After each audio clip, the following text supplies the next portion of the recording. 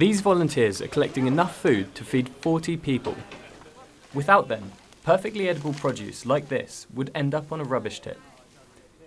They're just one team in a 13,000 strong volunteer army called Foodcycle. They're trying to tackle Britain's food waste problem. Foodcycle is a national charity. We've got 29 projects all over the country, and what we do is really simple. We take surplus food, so that's food that would end up in the bin. We take that from supermarkets.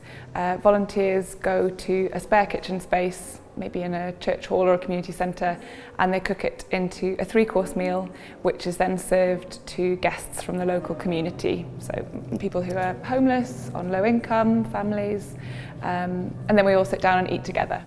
Last Thursday, MPs from the Environment, Food and Rural Affairs Select Committee visited Foodcycle's Hackney hub to sample their salvaged cuisine. They met with the volunteers, they saw the food being prepared, and then they sat down and had lunch with the guests and had a chat with them, so they really saw everything that happens from start to end, and they had a great time. The Parliamentary Select Committee is investigating how best to cut down the amount of food we throw away. That includes quizzing supermarket chiefs last week on their commitment to the issue. Jim Fitzpatrick, acting chair of the committee and MP for Poplar and Limehouse, says the time is nigh for tackling unnecessary food waste.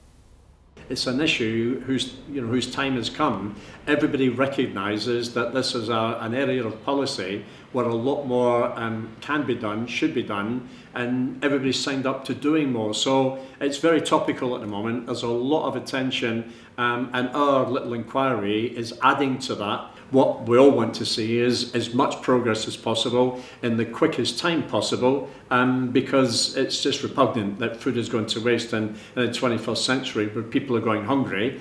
Last year, the UK threw out more than 10 million tonnes of food. At the same time, United Nations figures showed that 8.4 million people in Britain couldn't get enough to eat. There are real moral questions about what happens in the third world. There are questions about what happens in British farms, and the supermarkets hold the key. It shouldn't take government regulation, but if it needs government regulation, government shouldn't be frightened of doing that.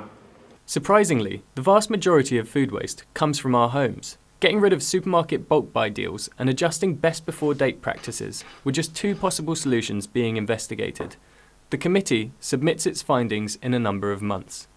Luke Radcliff, Hackney, ELL+.